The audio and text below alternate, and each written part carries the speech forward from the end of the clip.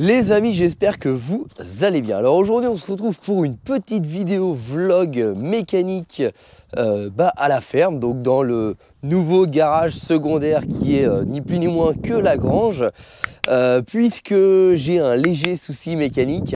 Les amis, 2 petites minutes pour vous parler du sponsor de la vidéo, Car Vertical. Alors si comme moi vous voulez acheter des véhicules ou que vous achetez des véhicules régulièrement, un petit peu comme moi, j'ai un petit peu cette maladie là, et que vous souhaitez ne pas vous faire arnaquer, et bien tout simplement il existe un site qui s'appelle Car Vertical qui avec le numéro de VIN ou la plaque d'immatriculation, je peux que vous recommander d'utiliser le numéro de VIN parce que c'est plus précis, il vous éditera un rapport de votre véhicule qui pourra concerner les fraudes au kilométrage, aux accidents, aux véhicules volés, si le véhicule était un taxi, etc. Alors pourquoi c'est intéressant de savoir si c'était un taxi? Tout simplement parce que l'utilisation du véhicule n'est pas la même, beaucoup d'arrêts, beaucoup de petits trajets, voilà, il y a plein de choses qui sont liées au fait que ce soit un véhicule taxi.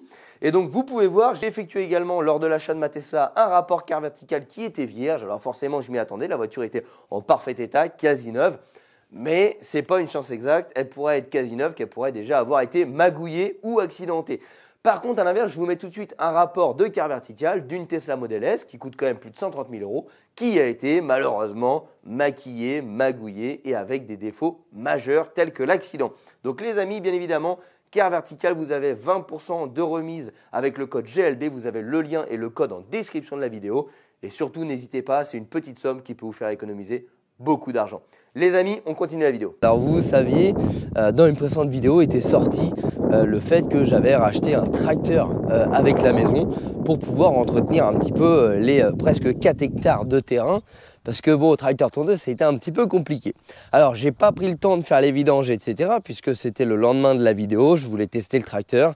Et surtout que c'est un vieux tracteur et les filtres sont sur commande. Et j'avais du délai et je vous passe la petite histoire. On avait des gros soucis de tiques dans le terrain pour les chiens. Donc du coup, on s'est dit, on va essayer de tondre.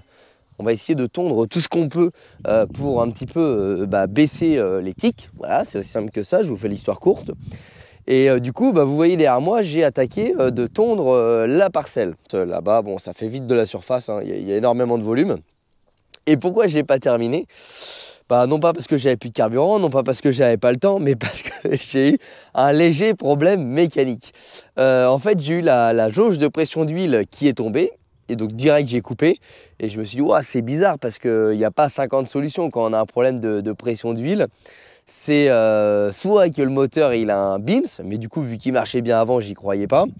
Soit que l'huile est trop fluide et du coup elle s'écoule trop vite, donc elle ne maintient pas la pression. Pour que l'huile soit fluide, il faut tout simplement que le tracteur chauffe. Et vu que la jauge de température n'était pas dans le rouge, je dis bon, bizarre. Donc franchement j'aurais pu me brûler, mais quelque chose de bien. Je vais vous mettre une petite photo, parce que du coup j'ai pris une photo quand ça a fumé. J'ai ouvert le bouchon de liquide de refroidissement en mode serein puisqu'il n'avait pas chauffé. Et là, poum, le truc il a sauté direct. Et ça a débordé, en fait, tout simplement, le liquide de refroidissement était en train de bouillir. Donc du coup, le tracteur est en train de chauffer. Du coup, l'huile, qui est certainement hyper vieille, est devenue trop fluide. Donc la pression d'huile était arrivée entre le vert et le rouge, donc en orange. Donc voilà un petit peu pourquoi on se retrouve aujourd'hui pour faire une vidéo. Donc, je me suis dit, comment ça se fait qu'il chauffe? La pompe à eau marche bien. Alors, on a des putains de bestioles. Regardez, une petite araignée. Donc du coup, on avait la pompe à eau qui fonctionnait bien, le ventilateur qui fonctionnait bien. Je me dis, c'est bizarre, il n'y a pas 50 solutions, quoi. C'est très simple comme mécanique, ça. Donc du coup, je dépose le bouchon, je prends une lampe d'inspection et là, j'ai tout de suite compris quel était le problème. Alors, pour ceux qui connaissent un petit peu les anciennes voitures ou les anciens engins, il y avait ce qu'on appelle des radiateurs en cuivre dessus. Maintenant, on est sur des radiateurs en acier ou en alliage ou également, alors hop, je mets un peu de lumière, ou également en aluminium. Et sur les anciens tracteurs ou voitures ou tout ce que vous voulez, on est sur des radiateurs en cuivre. Ce qu'il faut savoir, c'est que le cuivre, au contact du liquide de refroidissement, va créer un dépôt, un petit peu ce qu'on va appeler l'oxydation du cuivre. Plus toutes les années où il a certainement tourné avec de l'eau et pas du liquide de refroidissement, ce qui a fait du calcaire. Et du coup, en fait, toutes les petites interstices où passe le liquide de refroidissement Alors là, on voit pas très bien. Je vais aller chercher un peu de lumière après, mais toutes les interstices où passe le liquide de refroidissement, sur le dessus, ici, on voit, sont totalement bouchés. Et donc, du coup, bah, au lieu d'avoir 100% du radiateur qui refroidit, on a peut-être que 15% du radiateur qui refroidit. Ce qui fait que bah, vous doutez bien que quand vous le faites forcer 2 heures d'affilée, bah, surchauffe.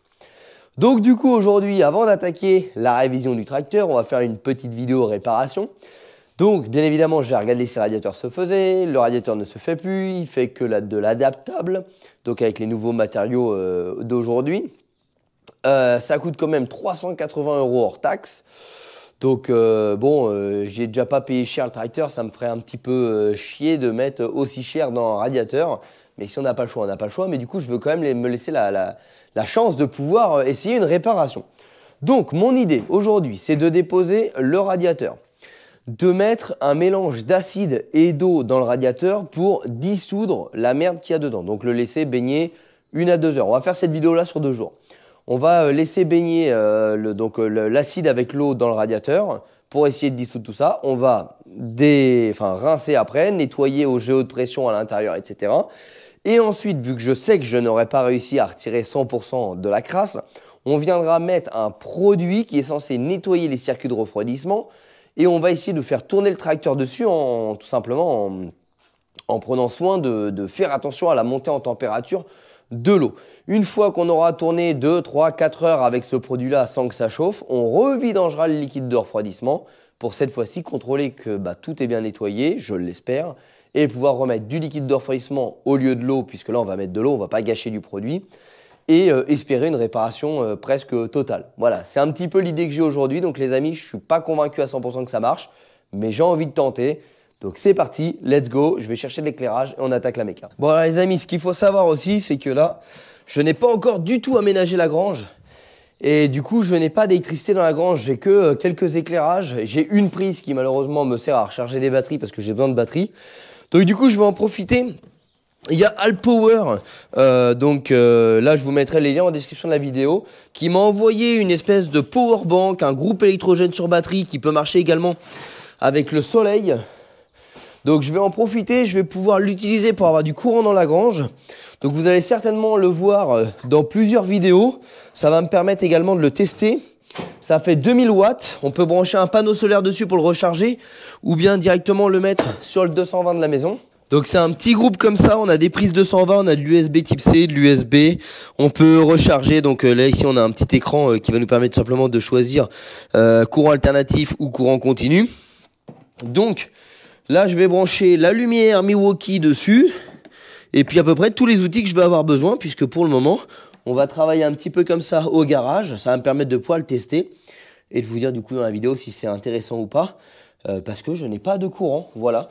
Donc si j'ai besoin de le recharger, on testera également le panneau solaire. Et pour ceux que ça pourra intéresser, je vous mets les liens en description de la vidéo. Alors c'est un petit produit qui coûte quand même relativement cher, qui est assez compact, assez puissant, donc c'est pas mal.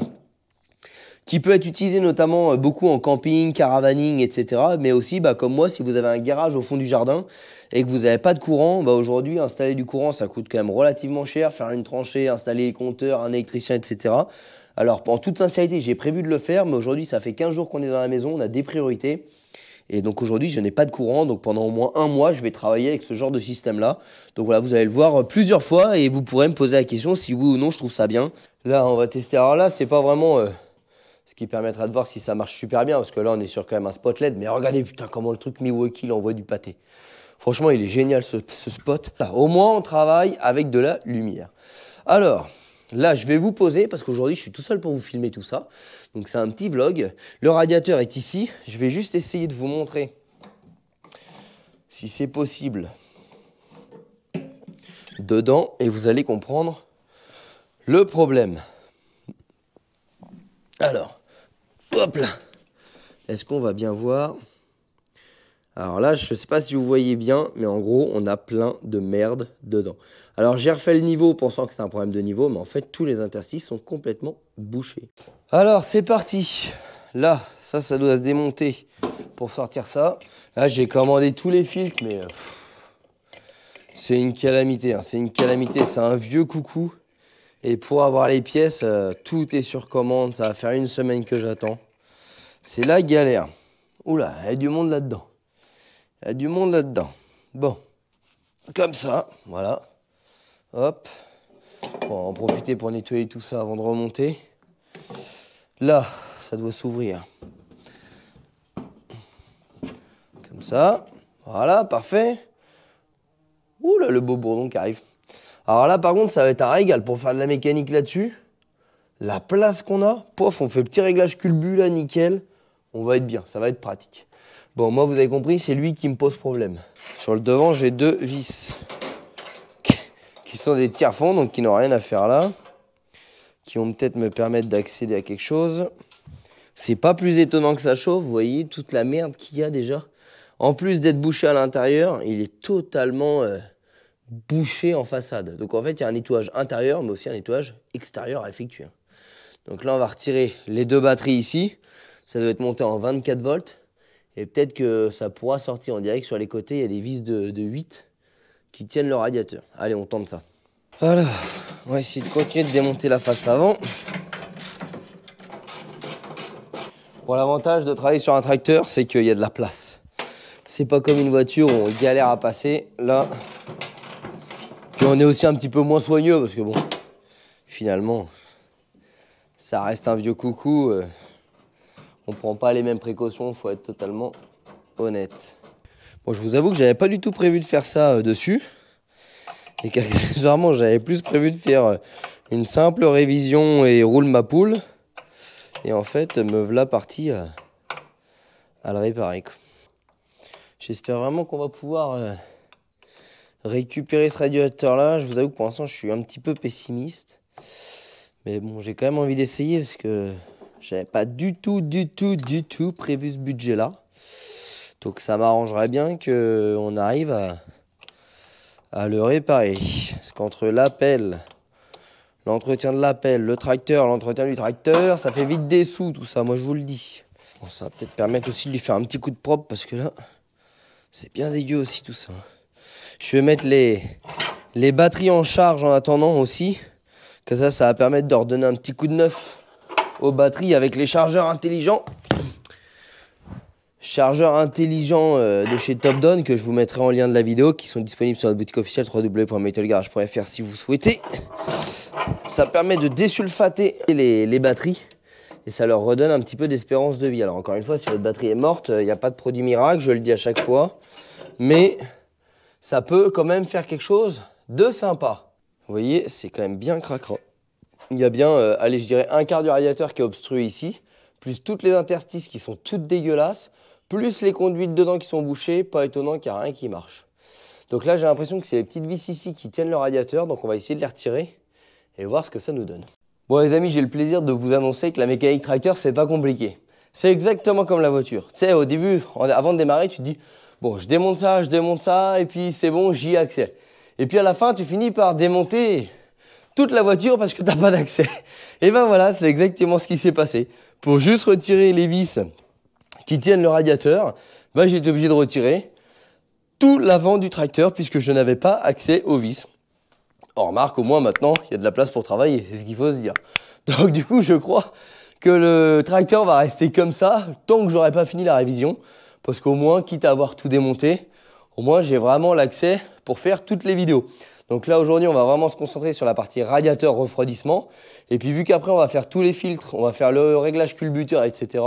Bah franchement, au moins, il y a l'accès, hein, voilà. Hein. Là, on est tranquille. Hein. Et puis, il faudra qu'on démonte également le réservoir pour le nettoyer. Donc comme ça, la totale sera faite. Il ne va pas être très esthétique pendant quelques semaines. Mais au moins, il va être vachement plus pratique pour faire de la mécanique. Allez, on continue à démonter ce radiateur-là. Donc là, maintenant, il me reste les colliers des durites, donc arrivés et retour de liquide de refroidissement. Et puis, on va pouvoir sortir la bête. Alors, je crois qu'il tient encore un petit peu au niveau du pied. Mais il y a une multitude de vis, c'est un petit peu la galère.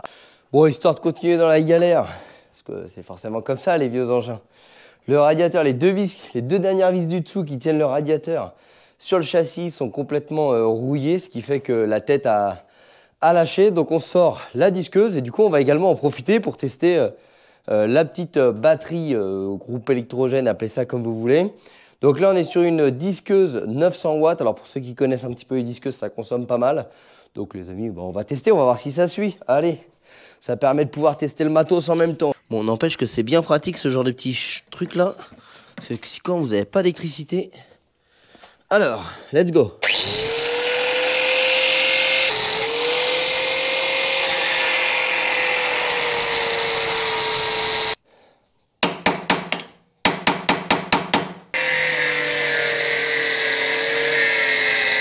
Bon, maintenant qu'on a démonté le radiateur, il me reste plus que les durites à retirer.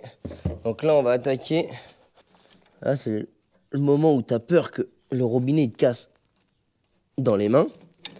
Vu comment c'est serré. Hop là. Bon, ça permet de tester les lumières. Oh putain, c'était bien serré. Alors, hop. On va récupérer ça. Parce que là, l'idée, c'est vraiment de le laisser mijoter 1 heure, presque même 2 heures avec l'acide et l'eau dans le radiateur pour vraiment essayer de décaper au max et après laisser des produits plus adaptés en tournant avec le moteur nettoyé.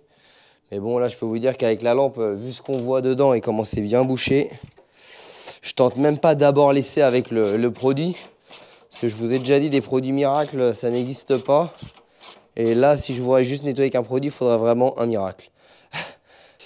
Alors ça, c'était des techniques que faisaient les anciens. Un peu d'acide, même pour nettoyer les toilettes, le tartre, etc.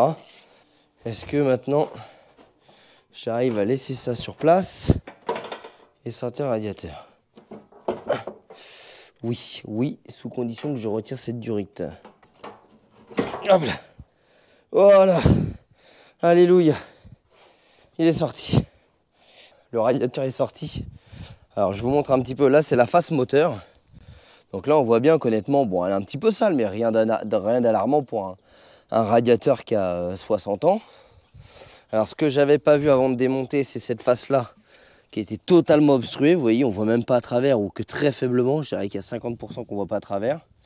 En plus, elle est toute écrasée sur la partie du bas, donc il va falloir remettre les ailettes.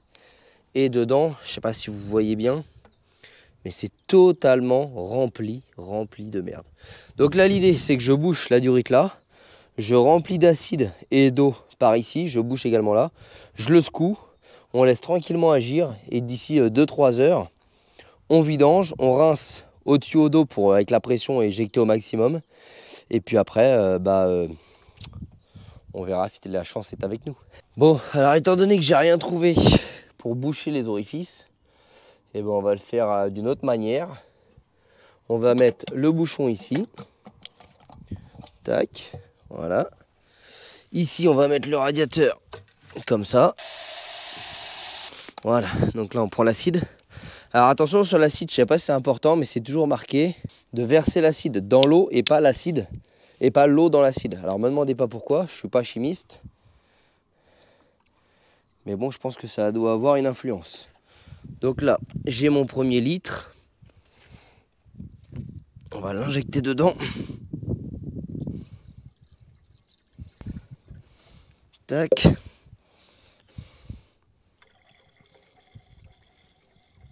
Voilà, ça va commencer à dégager une fumée qu'il ne faut surtout pas respirer. Alors là, ils disent 1 litre. Sur la notice, ils disent 1 litre pour 4 litres d'eau. Étant donné que je vous ai dit que c'était un miracle que j'attendais, je vais plutôt mettre 1 litre pour 2 litres d'eau. Ou 3 litres peut-être, mais pas plus parce que vraiment, il n'est pas beau du tout ce radiateur. Si vous en mettez sur les mains, ce qu'il faut savoir, c'est qu'il faut mettre de l'eau. Ça désactive l'acide. Voilà. Maintenant, on fait extrêmement attention parce qu'on manipule quand même des produits extrêmement dangereux. Et idéalement, mettez des gants, faites-le pas comme moi. Et là, je fais ça pour que, en gros, le produit, donc acide et eau, puisse aller dans toutes les petites interstices du radiateur. Voilà, vous voyez bien que c'est de l'acide. Voilà, je vous montre immédiatement la réaction de l'acide sur le sol. Donc imaginez-vous si c'est votre main, il ne va pas en rester grand chose. Donc faites très attention. Mais en tout cas là, ça devrait déboucher de manière relativement efficace. Bon les amis, on reprend le lendemain puisqu'on a eu un petit problème hier pour terminer cette vidéo. Donc là je reprends avec Marion, donc le plan va changer, je suis plus avec la GoPro. Du coup notre radiateur il a baigné toute une nuit, donc aux environs de 7-8 heures dans l'acide. Donc là je vais récupérer un petit seau, je mets quand même des lunettes de protection et on va vider tout ça. On fait super gaffe, on va voir ce qui va couler. Là c'est de l'acide donc techniquement il faudrait des gants mais bon, déjà on voit que ce qui en coule c'est bien dégueu. Ça c'est plutôt bon signe. Maintenant on va rincer tout ça. Bon là on voit déjà dedans qu'il y a pas mal de merde qui est partie. Pour l'instant c'est relativement clair ce qui en coule. À ma foi ça a l'air d'avoir pas mal nettoyé. Ça a même pas mal nettoyé du tout parce que là je vois les interstices. Alors là, dedans les petites interstices elles étaient tous colmatées. Et là on voit que ça a quand même bien nettoyé. Je sais pas si vous voyez à la caméra. Voilà. Donc moi j'en vois encore un peu plus loin. Ils sont pas forcément débouchés. Il y a encore pas mal de... Alors on dirait qu'il y a des... comme un peu de saleté, de gravier ou je sais pas. Je vais essayer de balancer de l'eau un peu par là pour nettoyer un peu dans tous les sens. Et de toute façon après je vais mettre un nettoyant liquide de refroidissement qui va tourner avec le tracteur. Et je pense que d'ici 4-5 heures d'utilisation, je revidangerai tout ça. Là vraiment on est passé de vraiment tout boucher à, je dirais, déboucher à 60%. Donc c'est plutôt bon signe. Donc si je vois qu'il y a besoin, je le referai. Mais je pense qu'il y a moyen quand même d'économiser le prix d'un radiateur. Donc là l'idée en fait c'est avec la pression de Karcher de venir nettoyer les intergrilles. Bon maintenant qu'on a retiré un bon tas de merde des grilles, j'ai un petit pinceau comme ça qui permet de remettre un petit peu les grilles dans le bon sens. Alors, voilà. Ça c'est ce qu'on appelle un pinceau à radiateur. Il y a quand même 380 € en jeu. Je vous avoue que si j'arrive à les économiser. Après c'est pas un tracteur qui va travailler tous les jours non plus. Il va faire un peu de bois, couper de l'herbe. Si on arrive juste à rattraper ça. Voilà, bon. Et ben maintenant on passe au remontage de tout ça sur le tracteur. Bon, j'en profite pour nettoyer un peu tout ce qui est saloperie.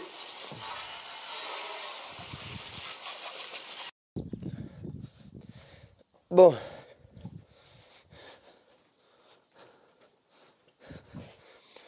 Maintenant on remonte la petite bébête.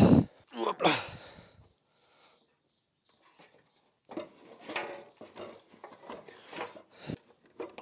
Voilà.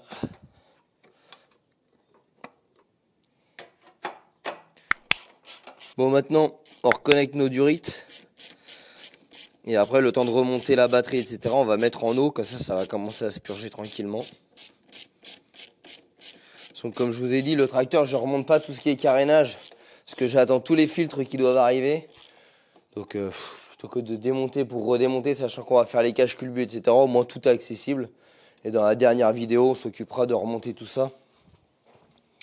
Parce qu'on va pas y avoir 50 vidéos, on va y en avoir 2 ou 3 dessus. Celle-là, c'était pas du tout prévu en fait initialement. Donc elle sort un petit peu avant les autres.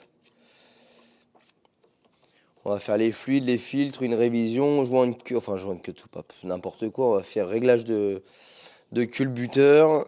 Et puis normalement tout est bon. Hein. Il y avait juste de l'entretien à faire dessus. Mis à part un problème qu'on a détecté un petit peu après. Hop. Là pour terminer le travail, je vais utiliser le produit de chez Syntix, le radiateur flush. Je vous lis ce que ça fait. Nettoyant haute technologie conçu pour enlever les dépôts de rouille, ça tombe bien on en a. De calcaire, ça tombe bien on en a. De restes huileux, là je sais pas. Recommandé pour tous les systèmes de liquide de refroidissement, tous les systèmes de liquide de refroidissement.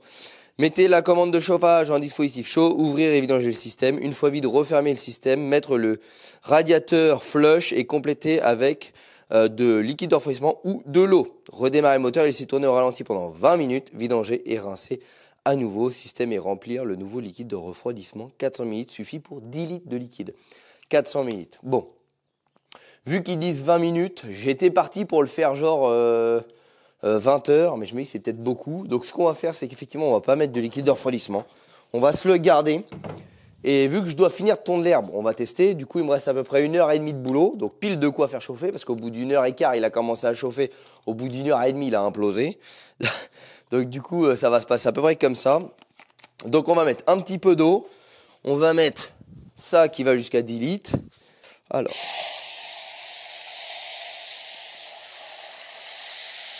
Histoire que ça se mélange bien direct, on le met avec.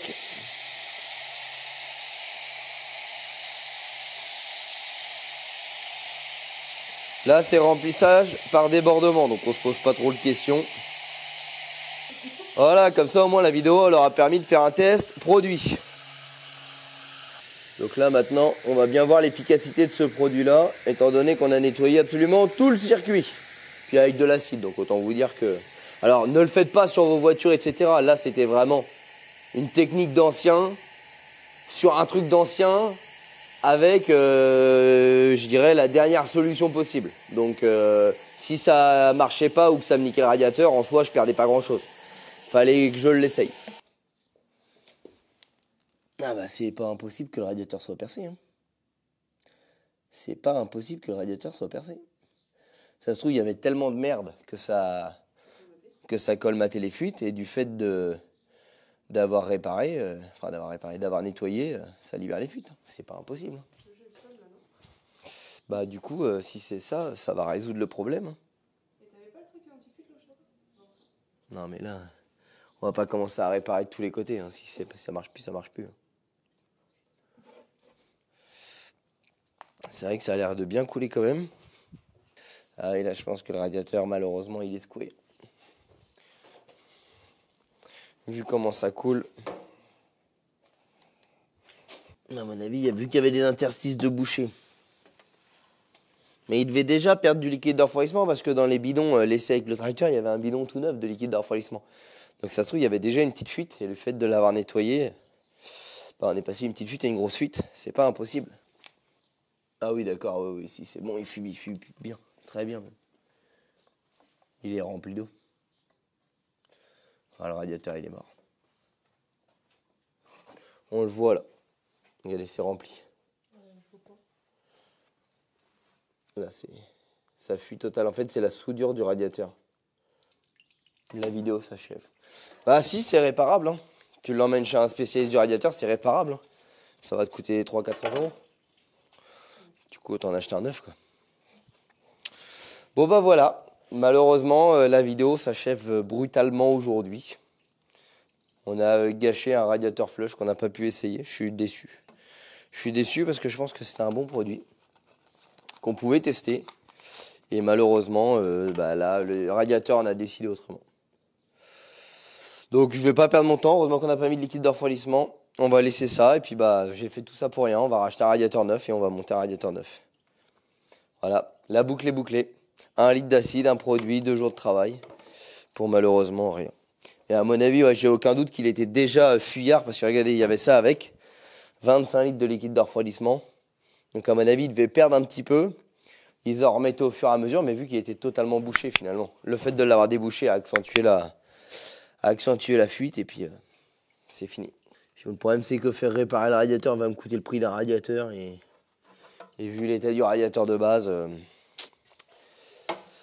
malheureusement il n'y a pas grand intérêt. Eh bien écoutez les amis, je me soulage de 380 € et on reprend cette vidéo là dès que je reçois la pièce. Voilà. Bon les amis, puisqu'une nouvelle va jamais seule, la bonne nouvelle, c'est que j'ai reçu le radiateur, donc on va espérer que ce soit le bon. La mauvaise, c'est que pendant la semaine d'immobilisation du tracteur, on s'est aperçu qu'il y avait 2 magnifiques fuites d'huile qui n'étaient pas présents avant. Donc là, il va falloir que je regarde, mais ça a l'air de venir de l'essieu arrière. Et ça pisse bien, hein, vous voyez, de ce côté-là, ça a bien coulé, bien ruisselé. Sur une semaine, il y a une belle auréole. Et ça n'y était pas, puisque regardez, quand j'ai acheté le tracteur, il était stocké ici. Donc là, on avait la fameuse fuite gasoil liquide de refroidissement. Les roues arrière étaient à peu près ici. Vous voyez, il n'y avait pas de traces. Alors, je pense qu'il n'avait pas l'habitude de travailler comme je l'ai fait travailler, ce qui fait que ça déclenche un petit peu une multitude de problèmes. Donc, on avisera. Voilà, on verra. C'est certainement des joints spi au niveau des décommander du train arrière. On verra ça dans une prochaine vidéo, mais du coup, il nous réserve pas mal de mécanique. Allez, revenons à notre sujet principal, le radiateur. Une petite semaine de délai pour le récupérer. Ça, c'est toujours un truc qui m'a un petit peu agacé. Quand tu achètes des pièces neuves et qu'elles sont déjà à moitié abîmées. Alors, c'est pas grave en soi. Mais bon, tu l'achètes neuf, regarde le truc. Il est tout rayé, genre t'as l'impression que... Après, techniquement, on s'en fout. Une fois que c'est au fin fond du moteur, ça se voit pas. Mais bon, quand t'achètes du neuf, t'as envie d'avoir du neuf, pas du à moitié neuf. Ça a l'air d'être le même. Donc les amis, on dépose le vieux. Et on repose le neuf. Et on remet en eau. Allez, c'est parti, je vous fais ça en accéléré.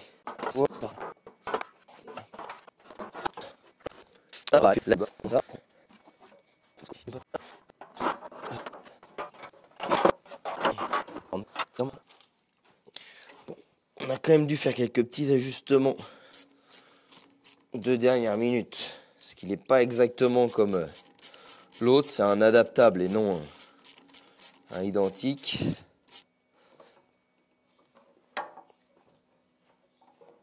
Bon, alors là, il n'y a plus qu'à espérer que le neuf ne fuit pas. Parce que putain, entre les adaptations, les galères et tout. Donc là, en gros, qu'est-ce qu'on a fait comme adaptation pour vous la faire courte? Déjà, au niveau des durites, il a fallu modifier un petit peu le positionnement. Ensuite, il était 1 cm plus large que l'ancien. Donc du coup, il a fallu que je découpe un des angles ici pour pouvoir le tordre légèrement pour qu'il puisse s'emboîter dans la position actuelle. Première chose.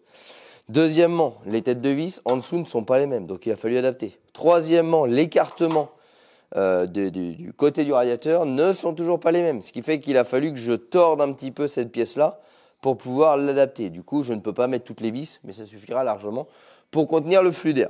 Donc voilà, c'est le problème des pièces adaptables, mais après tout, ça m'a coûté un petit peu moins cher que de l'origine, et de l'origine qui est introuvable, alors que là, je l'ai eu en 1 semaine. Voilà, bon, c'est mis, c'est positionné. Et bien les amis, je crois qu'on va remettre du liquide de refroidissement pour tout de suite voir si on a des fuites ou pas.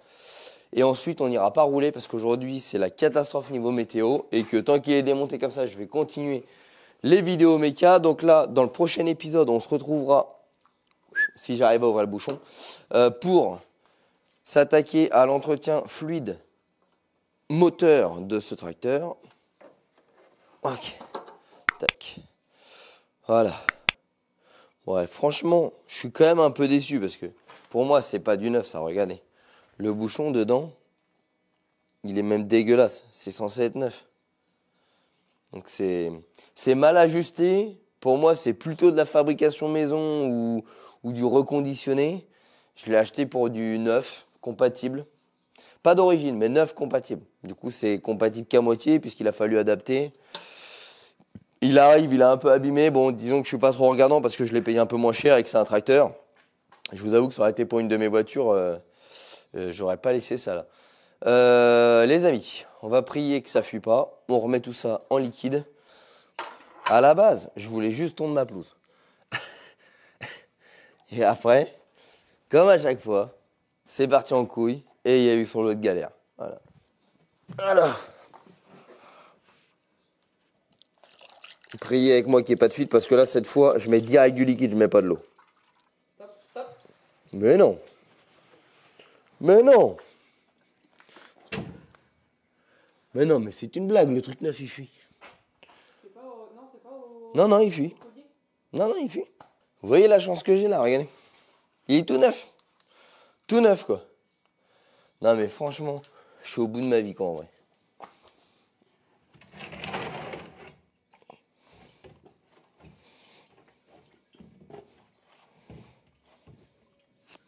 Je suis au bout de ma vie. J'en ai plein le cul. Je vais jamais la finir, cette vidéo. Du coup, ce qu'on va faire, c'est que là, le temps que je me fâche avec la boîte qui me l'a vendue, je vais devoir... Bon les amis, on a été chez le roi Merlin. On a acheté de la soudure à froid, puisque je ne suis pas équipé pour souder ici.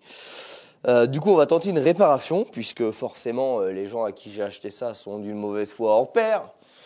Donc, bien évidemment, je vous mettrai le lien du site pour surtout pas acheter chez eux, parce que le neuf, c'est pas neuf. censé fonctionner, j'ai été obligé de l'adapter. Et puis maintenant, il est percé. Alors comme ça fait beaucoup sur une seule et même. Donc surtout, n'achetez pas chez eux. Surtout que quand on a un problème, il n'y a personne. Alors je ne sais pas si cette vidéo-là va finir par se terminer un jour. Mais là, l'idée, c'est que je vais venir déjà poncer la surface. Et du coup, on va essayer de venir faire une réparation à froid avec un truc que j'ai acheté qui s'appelle Metolux. Je ne connais pas. Peut-être que certains d'entre vous connaissent. Bon, donc là, on va préparer la petite mixture. En gros, il y a de la résine, il y a de la poudre métallique. On fait le petit micmac. Et ensuite, on vient appliquer sur la surface qu'on a préparée. Donc, on a au préalable minu, poncé, dégraissé. Et qu'on redégraissera, bien évidemment, juste avant d'appliquer. J'ai pas de quoi souder un radiateur. Donc, on va faire soudure à la moderne. Tac. Je sais pas trop quelle quantité il me faut. Donc, on fait un petit rail de coque comme ça. Il y a 2 produits, je peux pas trop me tromper, quoi. C'est tu prends, tu mélanges. Comme les crêpes. Bon, je vous avoue que je crois pas trop à ces soudures à froid. Mais après tout, c'est ça ou repayer un radiateur. Parce qu'ils ont un service client exceptionnel. Service client merdique, site merdique, pièce merdique. Bref, vous l'avez compris. Une journée merdique. Allez, ça me semble pas mal. On va essayer de mettre tout ça dans le radiateur. Et je crois qu'après, il y a 30 minutes de séchage. Prions Seigneur Jésus de la mécanique qu'on arrive à faire un truc. Je suis obligé de faire une réparation qui n'est pas très belle. Et on va dire qu'à partir du moment où elle est fonctionnelle, on s'en fout un petit peu. Bon les amis, c'est ça que j'ai acheté. Donc là, ça y est, on a terminé la réparation. Je ne sais pas si ça va fonctionner. Mais en tout cas, le slogan quand même de la marque, c'est « Vos problèmes résolus en 30 minutes ». Donc du coup, je vous conseille... Du coup, on va attendre 30 minutes et puis on va remettre du liquide dedans et on verra bien si ça a résolu mes problèmes en 30 minutes. C'est une première, je ne connaissais pas ça du tout. Normalement, on doit faire une brasure sur un radiateur. Sauf que pour faire une brasure, il faut un chalumeau et des baguettes. Et j'ai ni chalumeau ni baguette. Donc du coup, on va essayer de faire avec ça. Et puis peut-être que ce sera une bonne surprise, peut-être que ce ne sera pas une bonne surprise. Je laisse sécher ce qui me reste là, comme ça, quand ça c'est sec, j'en déduis que ce que j'ai mis là-bas, c'est sec également. Et du coup, les amis, je vous dis à tout à l'heure, en espérant que cette fois-ci, on puisse du coup terminer cette de vidéo. Parce que maintenant, YouTube, il censure tout ça. Alors du coup, on est obligé de faire attention. Bon les amis, confiant de ma réparation, je me suis dit, c'est pas grave, je vais commencer à remonter le temps que ça sèche. Sauf qu'un lot d'adaptation en suit tout un lot. Donc, étant donné que le radiateur a eu un choc dans le transport ou là-bas, d'enfoncement comme ça, et qu'on a tout adapté pour pouvoir le monter, vous vous doutez bien que maintenant, le demi-centimètre d'enfoncement du radiateur me pose problème pour pouvoir verrouiller mon radiateur, enfin mon bouchon sur le radiateur. Donc franchement, je suis déprimé. La vidéo, elle va durer 50 minutes, merde sur merde. Donc, je pense qu'à mon avis, il existait peut-être 2 formats, parce qu'on voit qu'il y a comme une découpe dans le métal ici. D'ailleurs, une découpe qui est presque entamée ici. Donc, j'ai une solution, c'est de continuer cette découpe-là pour pouvoir mettre mon bouchon, rentrer dedans. Avant de découper ça, je voudrais quand même être sûr que j'ai pas fait tout ça pour rien et que le radiateur ne fuit pas. Donc, on va mettre du liquide dedans et on va voir s'il y a suintement ou pas. S'il y a suintement, je n'adapte plus. Je pète un câble auprès du magasin. Voilà. Donc,